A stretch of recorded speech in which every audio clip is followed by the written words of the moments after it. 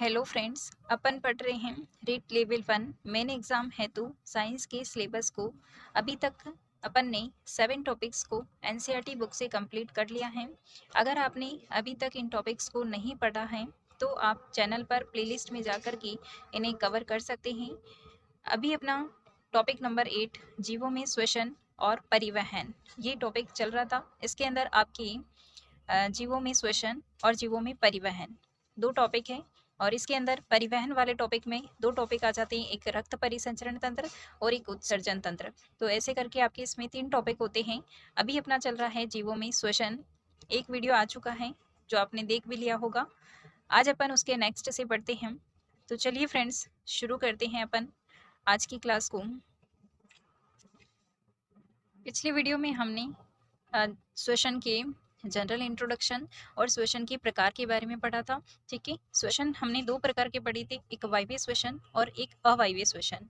वायवीय श्वसन वह श्वसन था जिसके अंतर्गत ऑक्सीजन की उपस्थिति में भोजन का विखंडन हो रहा था, और अवायवीय श्वसन वह श्वसन था जिसके अंदर ऑक्सीजन की अनुपस्थिति के अंतर्गत भोजन का विखंडन हो रहा था। ठीक है, और वायवीय श्वसन से हमको वायवीय श्वसन से भोजन से CO2 जल और ऊर्जा प्राप्त हो रही थी, और अवायवीय श्वसन के अंदर अल्कोहल, CO2 और ऊर्जा प्राप्त हो रही थी। ठीक है, और पेशी कोशिकाओं में लास्ट में हमने ये पेशी कोशिकाओं के अंदर अवायवीय श्वसन को देखा था।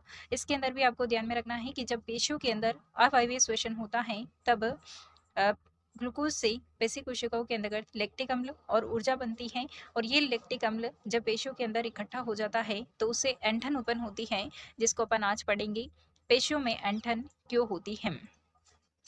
ऐंठन तब होती है जब पेशियां अवायवीय रूप से श्वसन करती हैं। इस प्रक्रम के अंदर ग्लूकोज का आंशिक विखंडन होता है, जिससे लैक्टिक अम्ल और कार्बन डाइऑक्साइड बनते हैं, और ये लैक्टिक अम्ल जब पेशियों के अंदर संचित हो जाता है, यानी कि स्टोर हो जाता है, होने लगता है, तब पेशियों के अंदर ऐंठन उत्पन्न होती है। और ये ऐंठन गर्म पानी से नहाने और मालिश करने से वगैरह से दूर हो जाती है, लेकिन जब अवायवीय श्वसन होता है पेशियों के अंदर तब ये ऐंठन उत्पन्न हो जाती है, क्योंकि यहाँ पे लैक्टिक अम्ल बनता है। आपको इसमें ये ध्यान में रखना है कि जब पेशियों में अवायवीय श्वसन होता है तब क्या बनता है? लैक्टिक अम्ल और कार्बन डाइऑक्साइड। ठीक है, इसमें ये जो अवायवीय श्वसन और वायवीय श्वसन और ये पेशियों में जो अवायवीय श्वसन होता है, तीनों के प्रोडक्ट के बारे में आपको ध्यान में रखना है। सामान्यतः क्वेश्चन इनमें से बन जाता है। पेशियों में ऐंठन गर्म पानी से स्नान करने, शरीर की मालिश करने से दूर हो जाती है। गर्म जल से स्नान करने और शरीर की मालिश करने से रक्त का संचरण बढ़ जाता है, और रक्त के संचरण बढ़ने से ऑक्सीजन की आपूर्ति बढ़ जाती है, और जब ऑक्सीजन पर्याप्त मात्रा में मिलने लगती है तब वापस पेशियों के अंदर वायवीय श्वसन होने लगता है, और ऐसी कंडीशन के अंदर लैक्टिक अम्ल जो है उसकी मात्रा कम होने लगती है और पेशियों की जकड़न दूर हो जाती है। ठीक है, तो ऑक्सीजन की आपूर्ति बढ़ जाने से लैक्टिक अम्ल का कार्बन डाइऑक्साइड और जल में वापस पूर्ण विखंडन हो जाता है, जिससे लैक्टिक अम्ल की मात्रा घट जाती है। ठीक है, तो फ्रेंड्स, आशा है कि आपको पेशियों में ऐंठन समझ में आ गया होगा। नेक्स्ट अपन देखते हैं श्वसन या सांस लेने का अर्थ। ठीक है, नेक्स्ट अपनी जो श्वसन की प्रक्रिया वगैरह है उसके बारे में अपन पढ़ेंगे। श्वसन या सांस लेने का अर्थ ये होता है कि ऑक्सीजन से समृद्ध वायु को अंदर खींचना और ग्रहण करना, और कार्बन डाइऑक्साइड से समृद्ध वायु को बाहर निकालना। यानी कि श्वसन करने का अर्थ क्या होता है? ऑक्सीजन युक्त वायु को अंदर लेना और कार्बन डाइऑक्साइड युक्त वायु जो होती है उसको बाहर निकालना। इसको हम श्वसन या सांस लेना कहते हैं। ठीक है, इसके अंदर दो प्रक्रियाएं होती है, एक होती है अंतःश्वसन और एक होता है उच्छ्वसन। अंतःश्वसन के अंदर ऑक्सीजन युक्त वायु को जब हम शरीर के अंदर लेते हैं तो इस प्रोसेस को अंतःश्वसन कहा जाता है, और उच्छ्वसन जब कार्बन डाइऑक्साइड युक्त जो वायु होती है, समृद्ध वायु, उसको जब हम बाहर निकालते हैं तो उस प्रक्रिया को उच्छ्वसन कहते हैं। ठीक है, इनके इंग्लिश वर्ड देखें तो अंतःश्वसन यानी कि इंस्पिरेशन और उच्छ्वसन यानी कि एक्सपीरेशन। नेक्स्ट हम देखते हैं कि श्वसन एक सतत प्रक्रिया होती है, कंटिन्यूअस प्रोसेस होती है। श्वसन हम सब श्वसन की प्रक्रिया हमारे अंदर चलती रहती है, तो पता है कि ये कंटिन्यूअस प्रोसेस होती है, रुकती नहीं है। ठीक है, यानी सतत प्रक्रिया होती है जो प्रत्येक जीव के जीवन के अंदर हर समय अर्थात जीवन पर्यंत होता रहता है। यानी कि जब जगे हुए रहते हैं तब भी, और जब सोते हुए रहते हैं तब भी, या हार्डवर्क करते हैं तब भी। यानी कि श्वसन एक ऐसी प्रक्रिया है जो हमेशा चलती रहती है, कंटिन्यूअस यानी सतत प्रक्रिया होती है। जो कि प्रत्येक जीव के अंदर जीवन पर्यंत चलती रहती है। नेक्स्ट अपन देखते हैं श्वसन दर के बारे में। श्वसन दर क्या होता है? कोई भी व्यक्ति 1 मिनट के अंदर जितनी बार श्वसन करता है। श्वसन का मतलब यहाँ पर ये अंत श्वसन और उच्च वसन दोनों को मिला करके एक श्वसन रेट बनती है। यानी कि श्वसन दर जो है उसके अंदर एक बार सांस को अंदर लेना और फिर वापस छोड़ना, ये पूरी एक प्रोसेस होती है, इसको एक श्वसन दर कहेंगे। ठीक है, तो कोई भी व्यक्ति जब 1 मिनट के अंदर जितनी बार सांस लेता है या जितनी बार सांस लेता नहीं और लेता और छोड़ता है, ठीक है, यानी कि जितनी बार वो श्वसन करता है उसको उसकी श्वसन दर कहा जाता है। ठीक है, अंत्य श्वसन और उच्चवसन दोनों साथ साथ चलते रहते हैं, यानी कि सांस लेने के साथ साथ ही सांस छोड़ने की प्रक्रिया भी चलती रहती है, और इन दोनों के मिश्रण को ही हम श्वसन कहते हैं। यानी अंत्य श्वसन भी होता है और उच्चवसन भी होता है, तब उसको एक श्वसन दर माना जाता है। ठीक है, एक सांस या एक श्वास का अर्थ क्या होता है? एक अंत्य श्वसन और एक उच्चवसन, यानी कि दोनों को मिला करके एक श्वास कहा जाता है या एक सांस कहा जाता है। कोई वयस्क व्यक्ति विश्राम की अवस्था में 1 मिनट के अंदर औसतन 15 से 20 बार सांस अंदर लेता है और बाहर निकालता है, यानी कि उच्चवसन भी कर रहा है और अधः श्वसन भी कर रहा है। ठीक है, यानी कि इसकी श्वसन दर अगर पूछी जाए तो एक वयस्क व्यक्ति की श्वसन दर कितनी होती है? 15 से 20 बार होती है। यानी कि सामान्यतः एक जो वयस्क व्यक्ति होता है उसकी श्वसन दर 15 से 20 बार होती है। लेकिन जब अधिक व्यायाम करता है कोई भी व्यक्ति, तब उसकी श्वसन दर बढ़ जाती है, क्योंकि उसमें श्वसन की प्रक्रिया जो है वो बढ़ जाती है। तो अधिक व्यायाम की कंडीशन के अंदर इसकी श्वसन दर 25 बार प्रति मिनट तक बढ़ जाती है। ठीक है, जब हम व्यायाम करते हैं तो हम न केवल तेजी से सांस लेते हैं, बल्कि हम गहरी गहरी सांसें भी लेते हैं और इस प्रकार से अधिक ऑक्सीजन ग्रहण करते हैं। इसीलिए कहा जाता है कि व्यायाम करना चाहिए, क्योंकि ऑक्सीजन की आपूर्ति शरीर में बढ़ती है, इससे शरीर तंदुरुस्त और स्वच्छ रहता। ठीक है, अर्थात जब किसी भी व्यक्ति को अतिरिक्त ऊर्जा की आवश्यकता होती है तो वह तेजी से श्वसन करने लगता है।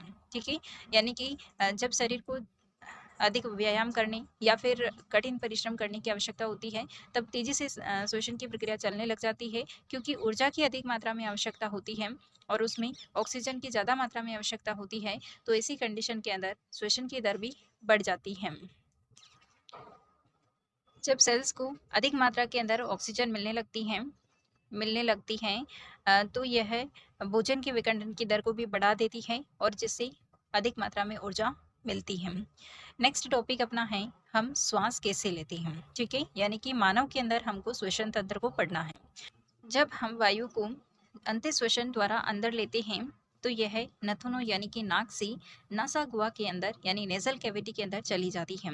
ठीक है, यानी कि हम सांस लेते हैं नाक के द्वारा और नाक से फिर वो आगे नासा गुहा यानी कि नेजल कैविटी के अंदर चली जाती है और फिर वो वहां से आगे बढ़ती है। इसको अपन एक डायग्राम के द्वारा समझते हैं फ्रेंड्स। देखिए फ्रेंड्स, ये है मानव का श्वसन तंत्र का डायग्राम। इसके अंदर आप देख रहे हैं यहाँ पर ये नाक के द्वारा सांस लेता है और आगे ये है नासा गुहा, यानी कि नाक से सांस जो ली जाती है, जो भी वायु अंदर ली जाती है वो यहाँ पे नासा गुहा के अंदर आ जाती है। ठीक है, और जब कभी कभी ऐसी कंडीशन आती है कि नाक से सांस नहीं ले पाते हैं, जैसे किसी को जुकाम वगैरह होने की कंडीशन में, तो ऐसी कंडीशन में जब ऐसी कंडीशन हो जाती है तो उनको अल्टरनेट पाथ के रूप में मुंह से भी सांस ले ली जाती है, तो ये भी यहाँ से बढ़ती हुई आगे की तरफ आ जाती है और ये दोनों मार्ग एक नली के अंदर खुलते हैं। इस नली को कहा जाता है ग्रसनी। ठीक है, और ग्रसनी से ये वायु आगे बढ़ते हुए श्वास नली के माध्यम से, यानी कि आगे जब ये यहाँ पर ये श्वास नली और भोजन नली एक ही हो जाती है, लेकिन थोड़ी सी आगे जाने के बाद में यहाँ से भोजन नली और श्वास नली दोनों अलग अलग हो जाती हैं और वायु श्वास नली के माध्यम से फेफड़ों तक जाती है। ये हैं फेफड़े। ये जो है इस तरह से आपको जो ये हड्डियों का ढांचा दिखाई दे रहा है उसको हम कहते हैं वक्ष गुहा। ठीक है, और ये पूरा जो है हड्डियों का ढांचा ये पूरा वक्ष गुहा है और ये जो इस तरह से ये जो पसलियाँ हैं, ठीक है, ये जिसके अंदर ये फेफड़े जो है पैक हैं, इनको हम कहते हैं पसलियाँ। ठीक है, और ये फेफड़े हैं सामान्यतः जो राइट हैंड साइड का फेफड़ा होता है वो थोड़ा-सा बड़ा होता है और बाकी ये फेफड़ों की इस तरह से स्ट्रक्चर होती है, इसके अंदर ये विभिन्न जो सेल्स होती है वो इस तरह से डिवाइड रहती है और यानी कि कोशिकाओं का इतना घना जाल होता है यहाँ पे, क्योंकि यहाँ से जब वायु फेफड़ों के अंदर प्रवेश करती हैं तो यहाँ पर कोशिकाओं के अंदर जो ब्लड भरा हुआ रहता है तो वहाँ पर ही ऑक्सीजन वगैरह जो होती है कोशिकाओं के मध्य मध्य जो है एल्वुलस वगैरह इस तरह की कंडीशन होती है, व्यवस्था होती है, तो उनके अंदर ऑक्सीजन और कार्बन डाइऑक्साइड का फिल्ट्रेशन होता है, यानी कि जो कार्बन डाइऑक्साइड होती है वो तो वापस रक्त के अंदर मिला दी जाती है और ऑक्सीजन जो होती है उसको ले लिया जाता है। ठीक है, तो ये होते हैं फेफड़े और फेफड़े जो होती है इस पसलियों के अंदर जो है सुरक्षित रहते हैं और ये पूरा ढांचा जो होता है वक्ष गुहा के अंदर पाया जाता है। और फेफड़ों के नीचे की साइड आपको एक और स्ट्रक्चर दिखाई दे रही है, ये स्ट्रक्चर जो होती है इसको कहा जाता है डायफ्राम। ठीक है, श्वसन श्वसन की प्रक्रिया के अंदर डायफ्राम का भी बहुत ही इंपॉर्टेंट रोल होता है।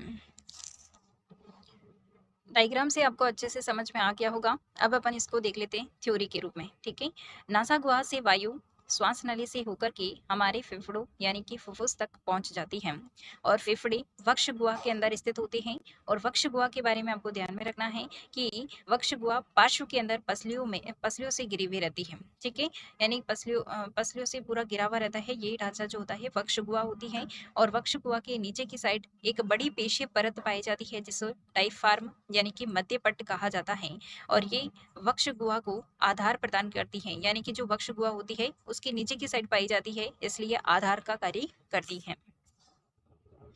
श्वसन में डायफ्राम और पसलियों से बने हुए पिंजर की गति सम्मिलित होती है, यानी श्वसन की प्रक्रिया के अंदर डायफ्राम और पसलियों से बने हुए पिंजर की गति सम्मिलित होती है। ठीक है, अब यहाँ पे अंतःश्वसन और उच्चवसन की प्रक्रिया के बारे में अपन नेक्स्ट वीडियो के अंदर देखेंगे।